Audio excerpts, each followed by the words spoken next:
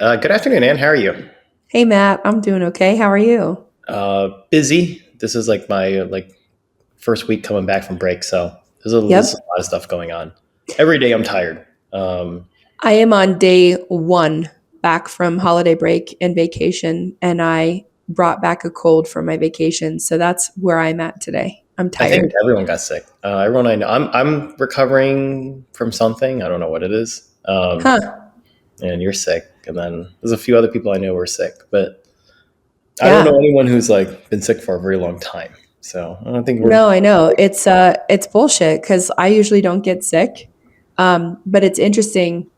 When I'm on vacation, I'm not eating the normal food that I eat. Like I think food is vitamins, totally. Because when I'm at home, like our gut, everything lives in our gut.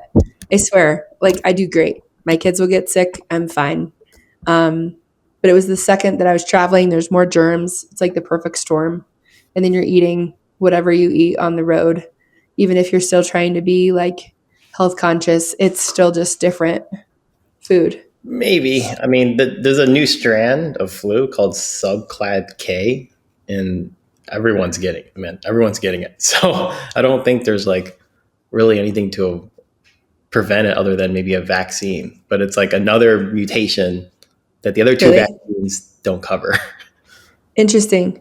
This Yeah. isn't the flu. It's definitely like a little mild cold. It's just Well, one of that's those what annoying mine is. ones. But that's what's rising right now. So I don't know. Did you get that flu? Is that what you had?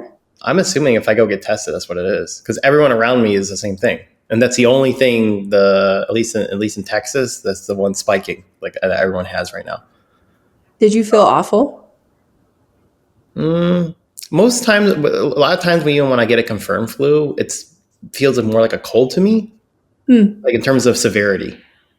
Oh, Um, well yeah, then shit. Maybe this is that flu. I don't know. like even when I had COVID, I never really had like I've had COVID like 5 times. I never had anything where besides like I think once there was like number two or number three.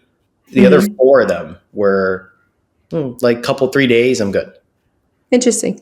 Yeah, Crazy. Well, Happy New Year. yeah. Happy New Year. Um, so you really haven't got any work done then. You're basically just No, yeah. So, nothing. I'm scrambling. I'm trying to get back into my inbox. What is your favorite thing to do or your preferred thing to do when you get back from a long extended I don't think time there's off? anything favorite to do. There's There's nothing favorite. nothing favorite. It's the worst. It's the worst feeling actually because It's you have awful. a series of little things that need to get done, and then you have all this other backlog. You have communications to look at. Yeah. It's really hard to like folks sit down and like work on something. It's just like constant administration work, like constant. Yeah. So it's not fun. No, there's nothing. There's No. nothing favorite about it. There's nothing favorite. I went to a coffee shop this morning, which was my preferred way to get into the week. That's how I start Mondays. And I was like, shit, tomorrow's not Monday, tomorrow's Wednesday. But I'm still going to go to a coffee shop. So I still went to my favorite coffee shop, one of them. I have several. And I just for some reason, I like being there because it doesn't feel like work.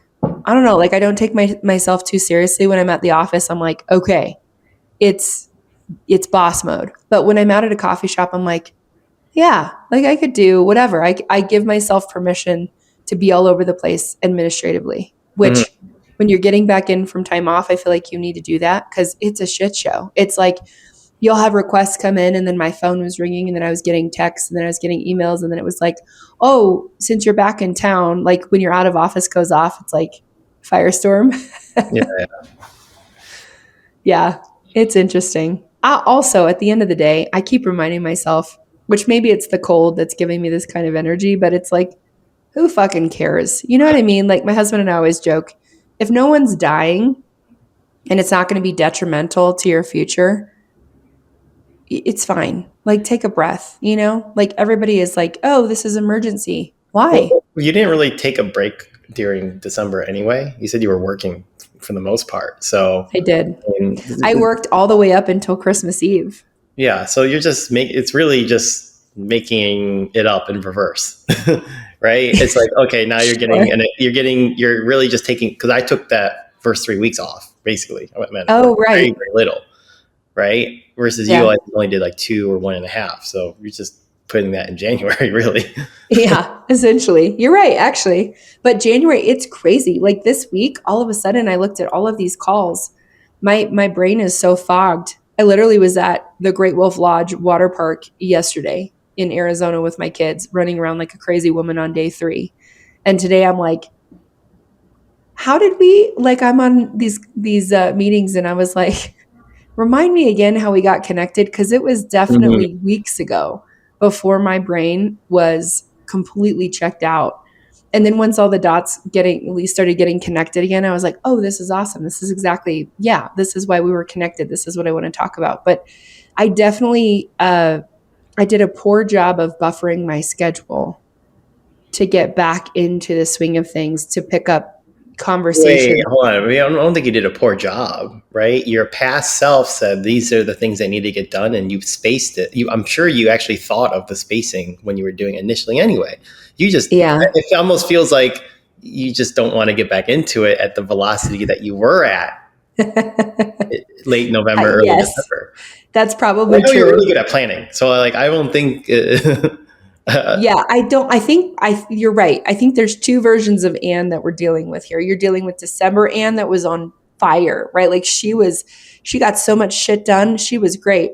Then you're dealing with post Christmas and New Year's and vacation Anne, who's in mom mode, who's getting through a trip with a cold, and she's coming back and going, "Really, bitch? Like that's the schedule you're going to give me?" And it's like night and day of founders of what kind of energy they have. That's literally what we're dealing with. And now this Anne is like, January Anne is like, no, no, no, no, no. We want to go to a coffee shop and be slow. I actually really wanted to write um, a chapter in my book this where I really like, I was feeling the vibes. I was feeling just so in all of my work on the personal brand. And I was like, I can't, I can't seem to write this chapter because I had all this other bullshit to take care of for Fix and Form. And I was like, love you. And also, you need to leave me alone right now because I don't want to do this right now. So it was really interesting. It's totally different energy. Yeah, I think the December Anne is probably my favorite version. That's probably my favorite Oh, version. really? Yeah, because that's actually when you move forward. Every other Anne is more reaction actually to Yeah, things that you planned in the past. right. I think if you're because to me that means the gas is on the pedal when you're like on fire. Gas is off the pedal when you're not. We all know with the car, if you're in a car and the gas is on the pedal, you're not moving. Yeah. So that's how I kind of see it. Interesting. Yeah, I am very reactive right now. It's very much like, what do I need to respond to? What I need to do. I think there's a break in my schedule because I redid my January. You are right. I'm a very good planner. So I looked ahead at all of the conversations and I still have my two goals I'm focusing on. One is booking speaking engagements and Mm-hmm. facilitation opportunities, and two is finding good candidates for my brand therapy strategy series sessions that I'm just working with people on, and that's it. And then if it's not developing my personal brand, which is writing, networking, all that, of course, we're rebranding Fix and Form on the back burner, which is like a huge undertaking, but not for us because it's what we do. So it feels okay. Um, until it's, those things are done, those are my two. So every single one of my meetings and conversations in January is focused on those two things. Mm-hmm. And it feels really good. And just to tell people that's what I'm focused on. So be mindful of that in our conversation if you have referrals or any connections for those two things. Um, and then I looked and 2 weeks from now, my schedule is almost completely open, which feels really good. And I have like 4 hours a day blocked for writing, editing, filming content. My content game has leveled up. Matt, I did it. I felt so just bad and awful at like content creation and scheduling in December. And I already have content scheduled out through mid-January and I just keep going. Like I just keep getting ideas and I'm like, let's just ship it. I just think of it and I'm like, okay, let's just record. We'll do something cool. We'll do a carousel. We'll do that. Like my brain's just on it now. Something switched. And I don't even care if it's right because I used to be so like the perfectionism thing. I was like, I don't give a shit. Like this is a thought process in my day. I don't care what's performing and what's not. I used to be so into the metrics and like, oh, I posted at the wrong time of day, it's not hitting, or like what. And I'm like, I don't give a shit. Like, I'm just going to distribute and Right. just whatever. Like, I'm going to correct later, but I'm just going to be putting out content. And so I'm so familiar now with like the right hashtags I want to be using, where I want to show up. I'm running a boosted ad right now, just from a boosted post I did, and it is killing. And I made my own target audience instead of using Meta's suggested one. I was like, Mhm. no, fuck you. Like, I'm going to do my own. So I like created my own target audience for exactly who I want to bring to my profile. And it's just like insane. It's like follow, new follower, new follower, new. I'm like, holy shit, I'm finding my people. So it's been really cool. I think I've finally gotten some traction, even if it's small, on the content creator side, which feels good because that feels like a little win. Yeah, I mean, you were just starting out. I mean, I know you always had an account, but with your whole personal brand stuff, you're still starting out. So 0 to 1 Yeah. is really the hardest part. Yeah, Because that's you true. don't really you actually are literally you don't know what works, what doesn't. So once Mm-mm. you feel that you're onto something, you can see can you go 1 to 2, 2 to 4, stuff like that. Yeah. So it sounds like I mean that sounds like a good success. So far, so good. I'm also on the doc. I've finished a lot of books on vacation, but um, what's up next is what is it? It's going 2xing is way harder than 10xing or something. I'm botching Yeah, the title, I can agree with that. but it's so true because I feel like I'm still trying to 2x and I have the goals and the vision for the 10x, but like just getting the 2x on so many different projects, right? Like the content creation, the accounts, um, the audience, and then, the book, and then the speaking, like just getting going. Even with my businesses, like with Fix and Form, I still feel like I'm trying to 2x it, even though I have from like the beginning, but I'm still trying to just 2x that. We're not close to 10xing, but then it's like I have the vision for the 10x. So I don't know. I'm excited to start this book to see what it has to say, but I'm also going to take it with a grain of salt. Yeah, the you know what 10x is very subjective because if you say 10x revenue, it's very hard to control revenue, but you can 10x something else, right? You can 10x um, how much you're outreaching to folks for the speaking engagements. You can 10x your organic posts. You can 10x um, uh, new bets, new experiments. You can say, I'm going to do 10 new bets every quarter, right? So Mm-hmm. those you can control. Those are very reasonable. I think 10xing revenue though is not realistic. Not because you can't hit it, but because you can't control that value. You can't be like, okay, I'm going to do 10,000 hours and it's going to guarantee hit 10x revenue. It doesn't work But I like want to hear your thought process more on that because, gosh, there's so many books and there's so many people and coaches out there that would argue that you can control 10xing your revenue. So I want your take on why you don't think you can that. control that. Well, okay, this is very subjective, but if you're saying you can 10x revenue, it's because that sounds great. So why wouldn't you say it? Mm-hmm. Right? To say you're going to do all the controlled things, but they don't equal to 10x revenue is a very boring topic Mm. from just a content distribution end, right? If I So it's just not a say good all hook. the boring things I did day to day that made me where I am today, no one would listen to me. It's not sexy. It's not interesting, Because right? everybody wants results. They don't want to do the work.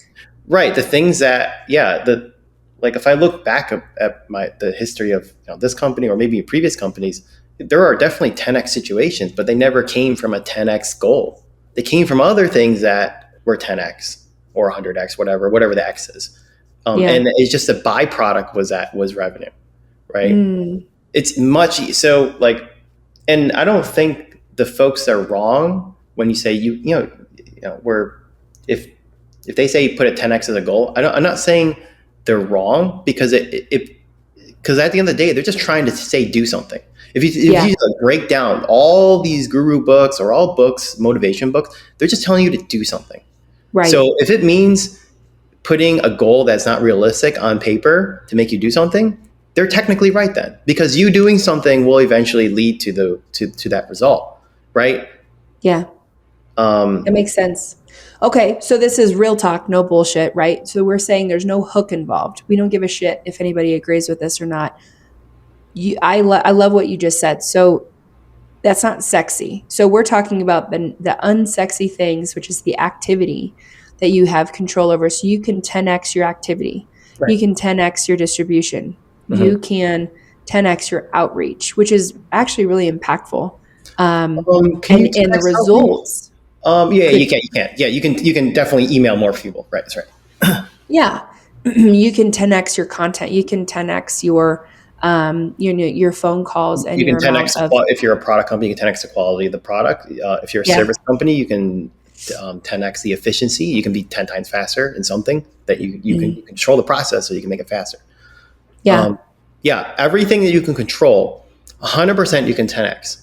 And as an owner of a business, or maybe you're not even an owner, maybe you're an operational manager, you might be a virtual Hmm. assistant, then those are the things you can look at. And then your job as one of those roles is, which one is more important than the other, right? So if you have 10 things you control, and you can obviously 10x each one, well, which ones that you 10x have the biggest upside to it?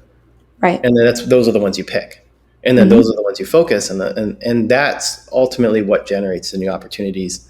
That, maybe the side effect of those opportunities is revenue growth, right? I can Yeah. do these, like, I can do a lot of activities. Sometimes I'll get a $9, sometimes I get a $9 sale, sometimes I'll get a $199 sale a month, Yeah. right? I don't get to choose that. So Right. that means I shouldn't put a revenue goal. It's unrealistic. Now, if I Yeah. have a team, say I have a sales team, I kind of have to put a revenue goal, even though it's unreal, even though it may not be That's where obtainable, my brain went. because and that team, they don't operate on like their whole success criteria is growth on the revenue side. So we Hmm. have to put that, even if you miss it every quarter and quarter and quarter. Well, I mean, that's still on the sales. That's the sales team to say, if they know they can't hit it, they need to escalate it, and you adjust the goal. If they are hitting it, great, you do nothing. Yeah. Um, but yeah, setting these unrealistic, like, to me they're all unrealistic, but you have to put them there because it pushes people's it pushes change no You matter what. use the goal as the motivation for the activity. This No this different than the books that you're reading. It's really no different, but you have to do it in a my team. brain keeps going to, I have to say this, to my I'll call it a health journey, not a weight loss journey, because I used to think that it was a weight loss journey because I'd have the goal of so many pounds lost or so much body fat percentage lost.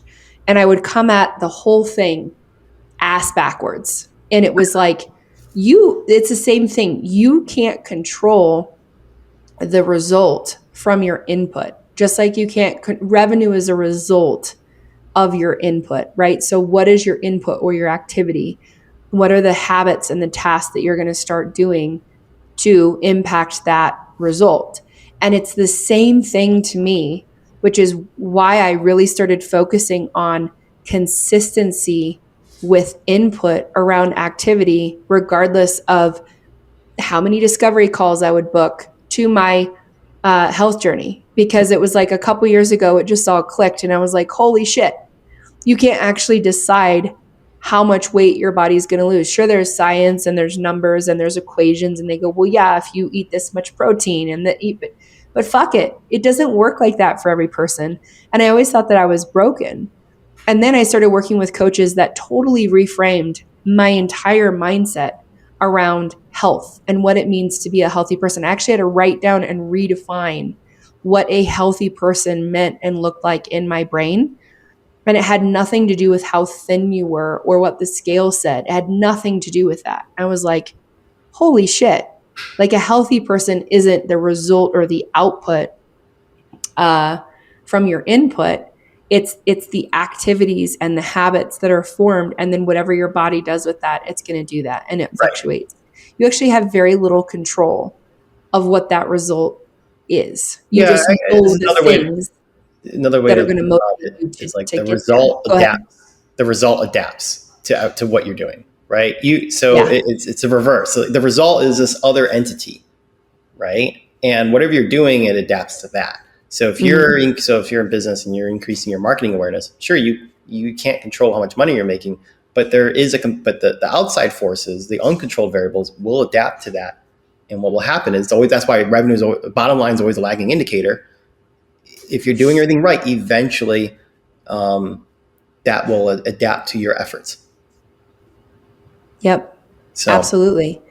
I think that's huge. I think that's a really good way to kick off the new year in business as founders and executive leaders are looking to move the needle. You have to stay consistent with your activity that you know is going to drive the results, but you can't lead a company, you can't lead the business that you've started with the revenue goal and the end result in mind that you're trying to control and change that. That's not efficient. but That's but I will brain damage. say this too. It's really hard to say don't put the final result as a goal, Yeah. because you already have to know that variable is uncontrolled for you to disconnect it. And you know what most people do not know, or they know and they can't get over the fact, right? Well, it's the OCD and the control freaks of us founders and executive leaders that we have to let that go. And that It's goes into very the hard. model. It's That's unless you've that's my already whole That's my whole keynote of forming executive leaders and leading not out of fear, but leading out of integrity and sharing your fear and vulnerabilities and being human. And that goes into like personal development that we're right. working on, where you heal the culture of the business with the leaders healing themselves. That's when you lead out of fear, and the fear is coming from a lack of money. Well, why?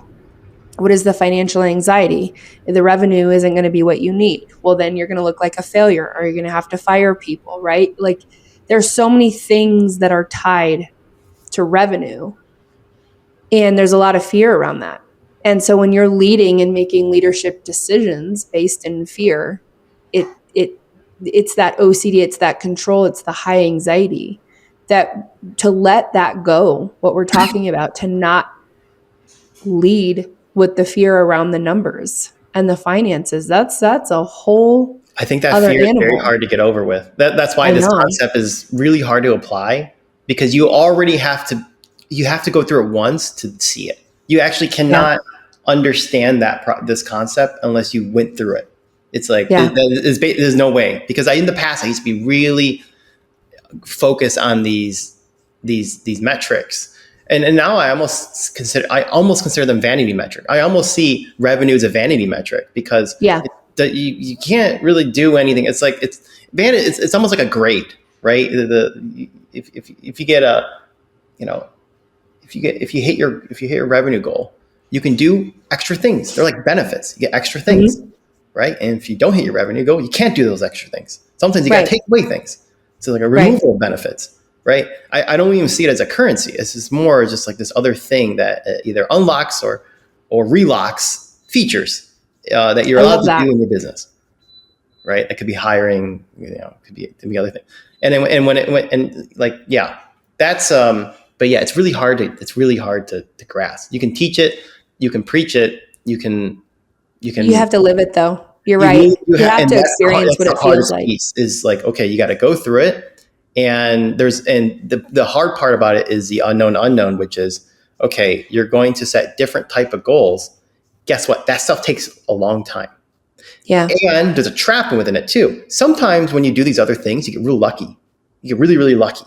And you think what you did, it, that caused a big boom, a big metric to spike up. You think that Right. direct action was related to that. And But then it's when you try to do it unaligned. again and it doesn't happen, you think, well, why is it not happening again? It Yeah. makes you go insane. It's so fucking frustrating. That part of it, what you just said, is so frustrating in running a business, because it should have happened the way you thought it would. And when it doesn't happen the way you think it's not black and white. And Right. that's what's It's completely frustrating. gray. It's completely gray.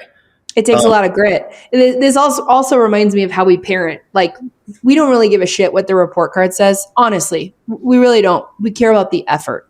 Right. So when we see the effort, when we see the homework, when we see the practicing, when we hear about the work that they're doing to understand what they're learning, and then they happen to get a 3 out of 10 on a test or whatever, we're like, great. So this shows us we have to go back into the work and just make sure we understand it a little bit differently.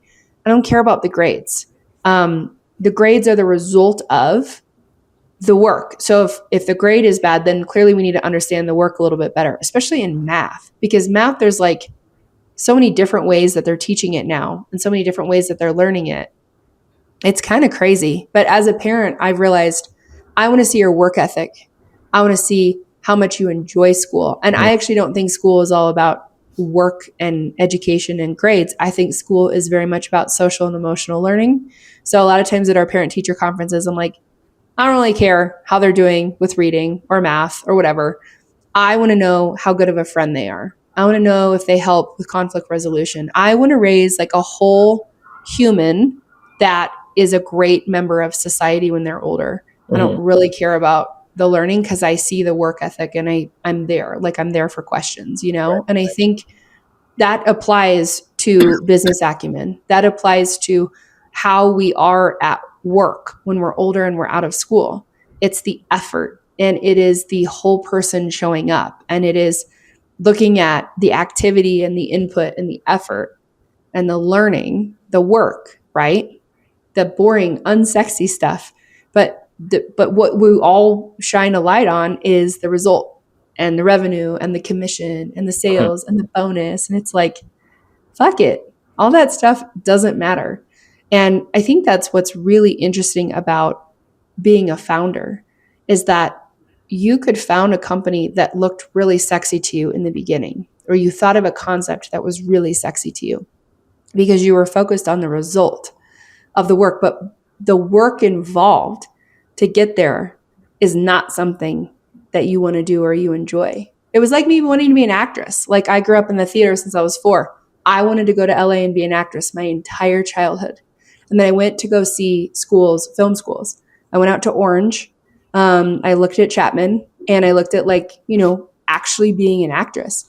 And it's the same thing. I saw the sexy results and the awards and the red carpet and the movies and the finished beautiful results.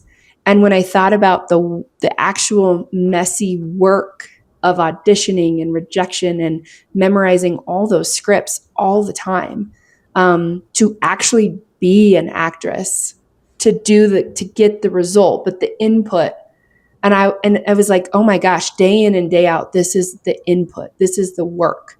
This is the activity. And I hated it. That's the job.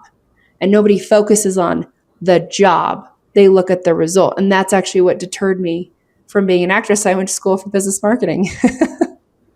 So this is my last note on this, but this is how good investors invest in companies. They don't invest, at least in the early stage. Late stage is a little different, but early stage companies, they don't invest in revenue. They don't really. The primary indicator for investment isn't users, isn't even necessarily the idea. It's actually the founders. Do they have, in this case, do they have grit? Do they have a passion? They're willing to sacrifice everything. Do they have the ability to persevere? Right. These are skills that you can't buy, actually. So it's really rare to find. So investors look for that. The idea, the product, high chance of failure anyway. What's the point? If early stage, what's the point of looking at those things? So if you're an early stage investor, you actually invest in teams, you invest in network effects, you invest in people. Yeah. And it's everything we just said with your kids. It's really those type of those type of qualities, but obviously for the business, for the business side. 100% agree. I think that's how you should hire too. That's kind of what I've been looking at is the people and the energy and the passion that they have for their work. I usually ask a question if I'm interviewing: do you love the work that you're going to be doing? Are you trying to do different work? by doing this work at this company. Because if you're just looking to onboard with this work to then do a different job, I don't want that. I want you to love the work that you're being hired for. And then, of course, there's future opportunity, but you're going to be sitting in that work. You have to like the input of that work. It depends on the role. I mean, it depends on the role too. I mean, a lot. If you're in critical thinking role, I would agree. But if you're in a role where it's a lot of repetition, there is no way you really love that job. There's just no way. No, false, Matt. I have met. Okay, I don't understand this. I have met people in accounting and finance that work in spreadsheets that is so repetitive, and they love it. Like, love it. I don't understand. You met a higher tier folks. I used to do. I went to. I did an intern accounting for 2 years at a bank. I was like, oh, like this. I talked with like the comptroller and VP of finance. Like, they don't like it either. We're at a bank, but I wouldn't say love it. I wouldn't say not like. They don't. They definitely don't love it, but they don't mind the work. It's almost like it's perfectly fine. It's perfectly. Maybe that's a good way to say it. I was a bank teller for years, and you know what I loved? This is so stupid. I loved cleaning money. Like, you know that term, cleaning money? No, I never heard that. When you're a teller, I'm wondering. You have to clean money. So if it comes in like physical money and there's corners bent or it's all facing a different way, you actually have to clean your drawer throughout the day. So you have to they teach you all these tricks to straighten it out and uncrimp it and do all the things. And then you have to put it all the same way. It's crazy. But I learned how to clean and properly sort money as a banker. And it was weird, but it was like the monotonous task of it was really strange. But it's like I always think of like Golub, and he's like, my precious, like money is like your precious, and like you're I don't know, you're taking care of it. It's really weird. But as a teller, I worked in a bank for a couple years in college, and I used to just love kind of going through my drawer when it was slow and just cleaning money. And I was like, this is the weirdest task that I will probably never get to do again in my life, and I'm going to enjoy it. So I was, it was right for sure. Last thing, I was the person who went to every teller to get their numbers, and then I have to reconcile each one. So if anyone's off or anything, I have to escalate. So that was my job for like 2 years, and then all the numbers along with other reconciliation, I would send that to the federal bank. So in this case, it was Federal Bank of Chicago. And you send these numbers like every day or like every week. I kind of forgot. I think it's maybe whatever. It's just a frequency to it. Yeah. But that was me. I would work with the bank tellers and just take all their numbers, make sure they're all legit. And if anything was off, you just escalate. So we were both in banking. Just briefly, very briefly. Briefly. Yeah. Interesting. And I automated my job. I was like, I don't like this work. So because like it's really easy to automate. The reconciliation part was like really tedious because you got to like compare each item. But if you just put it into a spreadsheet and create a small script to do comparison and then compare all the other sheets with it all at once, it's a really easy job. They were doing it manually before. This was like early 2000s, I think. So, yikes. But cool. Thanks for the chat today. It was good catching up. A lot of random stuff, but man, this is how we kick it off. This is a random soup episode. That's what you got. Yeah. Okay, cool. Thanks, Ann. We'll chat again. Sounds good. Bye, Matt.